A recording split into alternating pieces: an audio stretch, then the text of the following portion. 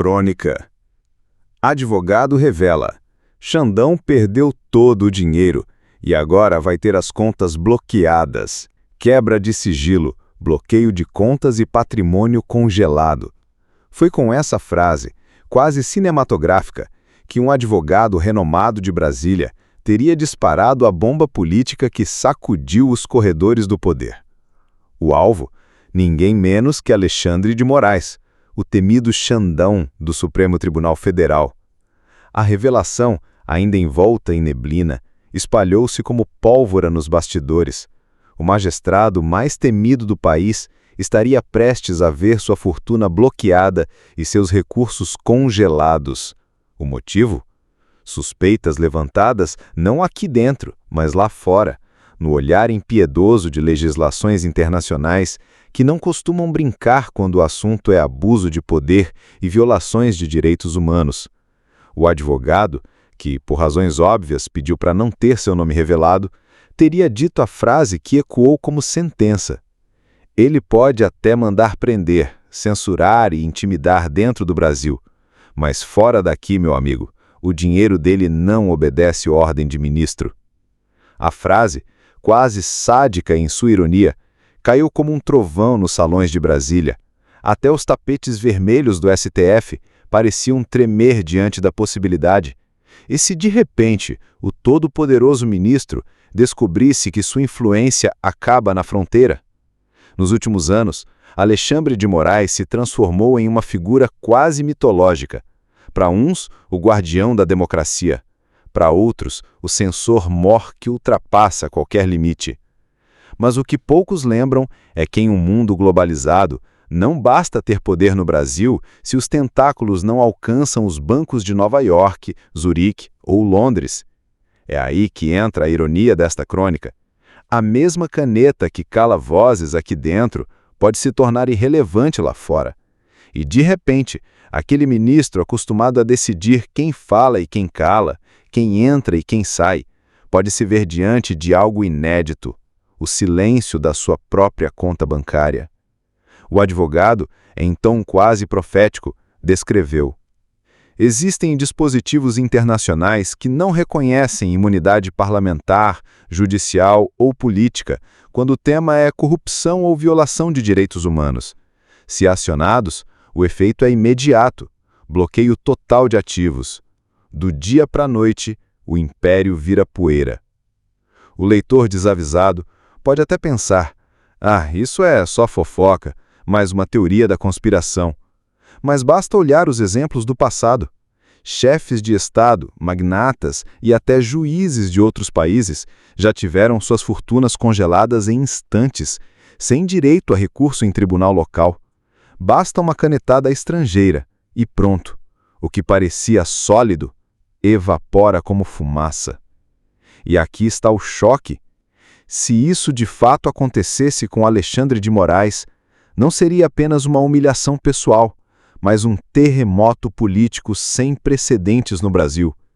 Imagine o impacto de ver o homem mais temido do judiciário, acostumado a dar ordens e decretar prisões, correndo ao gerente do banco para descobrir que desta vez não há liminar que o salve. Bomba! Eis o ponto de partida desta crônica.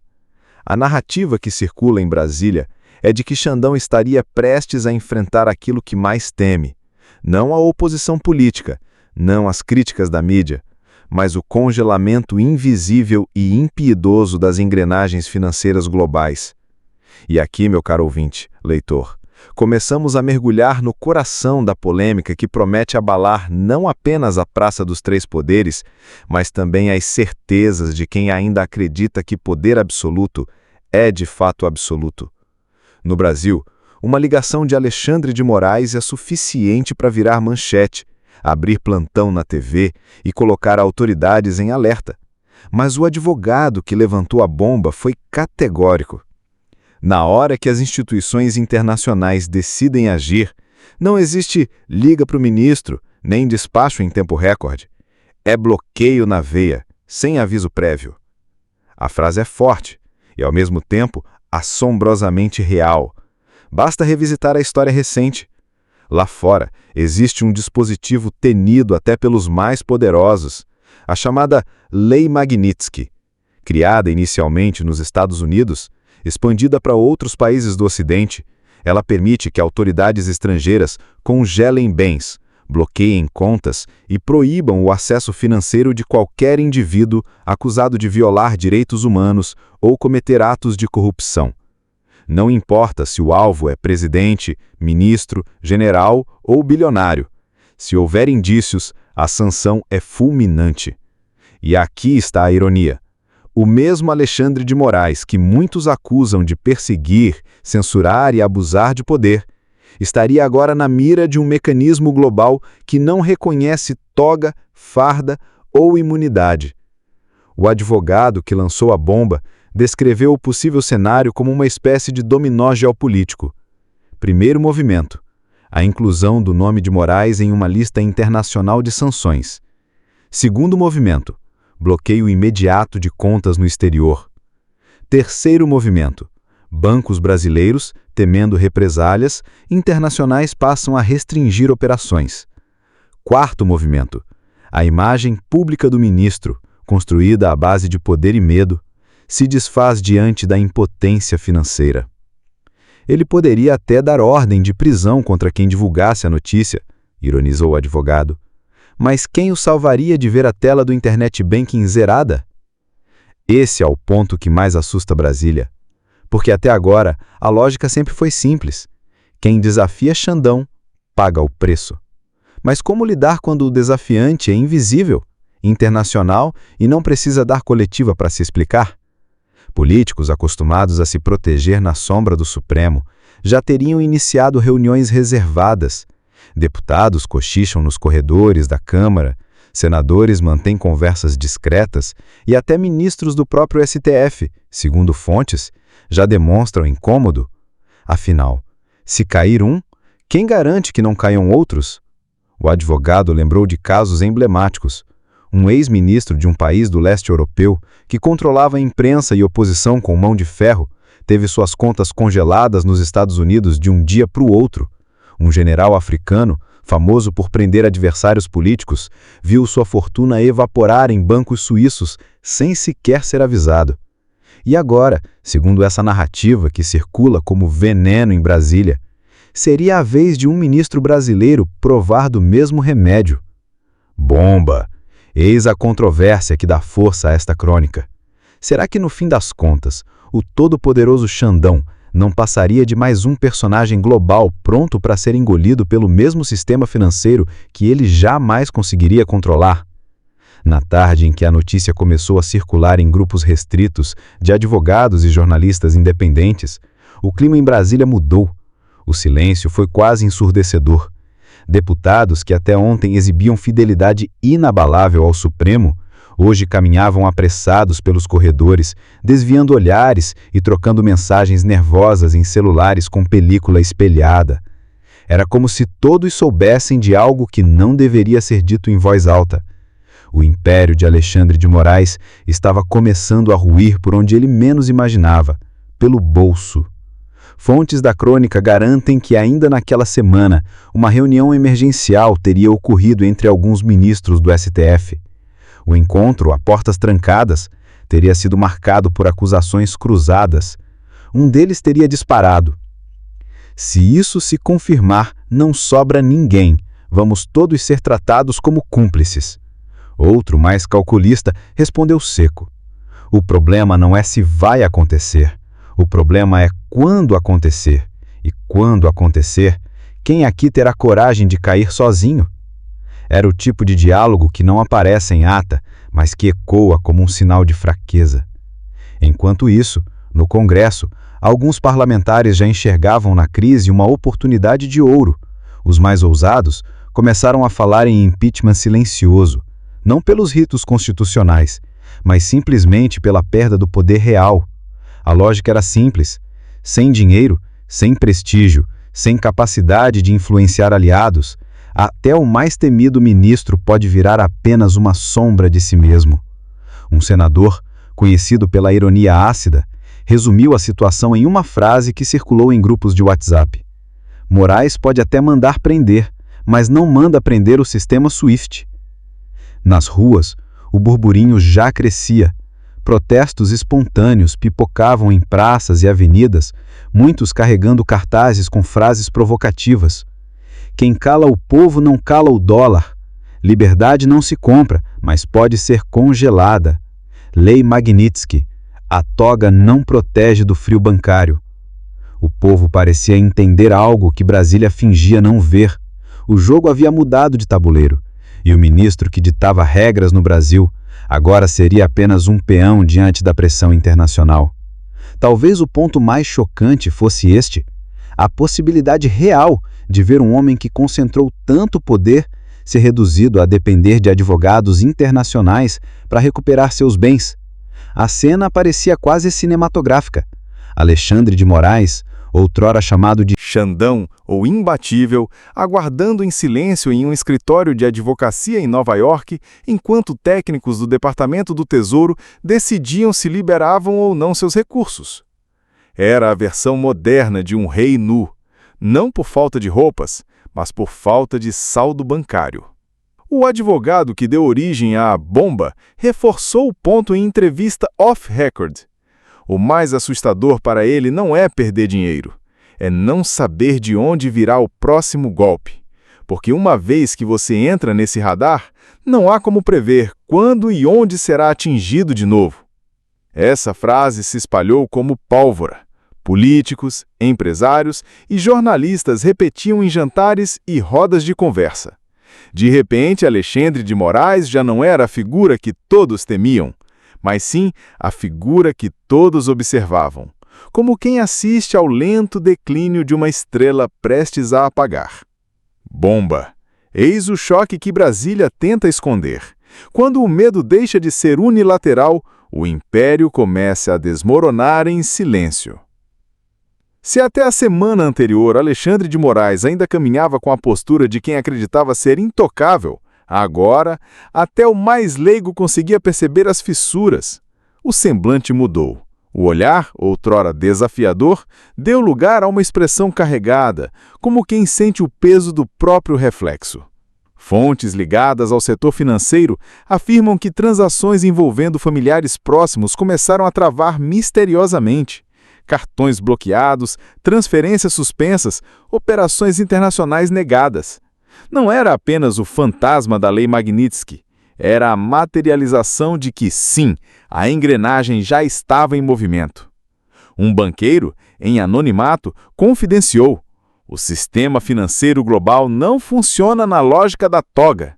Moraes pode mandar prender no Brasil, mas em Wall Street quem manda é a regra de compliance, e contra isso não existe habeas corpus. No Palácio do Planalto, as conversas se tornaram azedas. O presidente, pressionado por crises internas, não sabia se estender a mão ou se afastar para não cair junto. Um ministro do governo resumiu a situação com cinismo: se for verdade que ele está na lista, temos um problema. Se for mentira, temos dois. O dilema era óbvio. Defender Alexandre seria se expor ao mesmo risco. Abandoná-lo seria admitir fragilidade. Enquanto Brasília se perdia em intrigas, o eixo internacional observava em silêncio calculista. Em Washington, parlamentares ligados à ala mais dura republicana começaram a citar o caso em audiências fechadas. Um deles foi direto: se Moraes é um símbolo de abuso judicial, então que sirva de exemplo para mostrar até onde a Magnitsky pode alcançar. Em Europa, relatórios começaram a circular em comitês de direitos humanos, ligando a repressão a manifestantes no Brasil com as novas sanções discutidas em Bruxelas. Era como se a imagem de Moraes estivesse sendo usada como laboratório para testar até onde a diplomacia pode agir contra figuras de toga. Dentro do próprio Supremo, os sinais de abandono eram claros. Colegas que até ontem o aplaudiam, agora evitavam fotos conjuntas. Convites para eventos jurídicos internacionais passaram a ser redirecionados a outros ministros. Um assessor comentou em tom fúnebre: no jogo político, o silêncio dos amigos dói mais do que os gritos dos inimigos. Mas talvez o ponto mais humilhante ainda estivesse por vir. De acordo com fontes ligadas ao Itamaraty, a notificação preliminar de bloqueio estaria a caminho, assinada por órgãos financeiros estrangeiros. Não era a decisão final, mas era o suficiente para congelar milhões de dólares em ativos, até segunda ordem. Essa notícia correu pelos bastidores como um raio. Para muitos, não era apenas a derrocada de um homem, mas o prenúncio de que o ciclo da impunidade estava prestes a ser abalado por uma força externa, imparcial e sem piedade. A capital parecia respirar um ar diferente. Não era mais medo, era expectativa. Todos esperavam o estalo final. Na manhã de uma terça-feira, abafada em Brasília, quando todos esperavam mais um despacho seco no Diário Oficial, a notícia atravessou os corredores do poder como um míssil. As contas internacionais de Alexandre de Moraes estavam oficialmente bloqueadas. Não era boato, não era especulação. A confirmação veio de uma nota lacônica, divulgada por instituições financeiras nos Estados Unidos e replicada em Londres e Zurique. Fria, sem adjetivos, mas devastadora. Em cumprimento a dispositivos internacionais de direitos humanos, ativos vinculados ao cidadão brasileiro Alexandre de Moraes foram congelados preventivamente. Brasília tremeu. O rosto de Moraes, antes sinônimo de imposição, agora estampava capas de jornais estrangeiros com uma nova alcunha: o juiz sancionado. No Planalto, a reação foi um misto de desespero e cálculo político. Um ministro confidenciou em voz baixa: quem controla o dinheiro, controla a narrativa. Hoje, nem o Supremo tem como salvá-lo. Na Faria Lima, investidores e analistas sorriam discretamente. Para eles, era a comprovação de que ninguém é maior que o mercado. Mas o choque maior não veio das elites, ele veio das ruas. Nas praças, grupos de manifestantes que antes se viam reprimidos pela caneta pesada de decisões judiciais, agora comemoravam como quem assiste ao cair de um império. Cartazes improvisados surgiram com a frase: se nem lá fora ele é respeitado, por que haveríamos de temê-lo aqui dentro? A atmosfera era de libertação coletiva. O medo, que por tanto tempo calou vozes, dava lugar a gargalhadas, buzinaços e aplausos. Naquela noite, fontes próximas relataram que Alexandre de Moraes permaneceu reclusa em seu gabinete. Não atendeu telefonemas, não concedeu entrevistas. Um assessor descreveu a cena com palavras que entraram para o anedotário político. Ele olhava fixamente para a tela do computador, onde aparecia a mensagem: acesso negado. Foi como se a justiça, que ele tantas vezes usou contra os outros, tivesse finalmente batido à sua porta. E assim, a figura que parecia invencível provou que o verdadeiro poder não está na toga, mas sim na soma invisível de forças maiores: a opinião pública, o escrutínio internacional e a implacabilidade da verdade. A crônica termina, mas a reflexão permanece. Se até os mais poderosos podem ver suas contas bloqueadas em nome dos direitos humanos, o que resta para aqueles que acreditavam na eterna impunidade? Era o fim de um ciclo, e talvez o começo de outro. Um ciclo em que as togas já não caminham sozinhas, porque o mundo inteiro agora observa cada passo. Fala, rapaziada, recadinho rápido. Você chegou até o final porque você gostou, então curte, comenta e compartilha para nos ajudar. O YouTube nos disse que mais de 90% da nossa audiência não é inscrito. Então estamos só apenas com 100 mil e fazendo 3 milhões de visualizações por mês. Então ajuda nós e se inscreve aí no canal. Um abraço, até o próximo.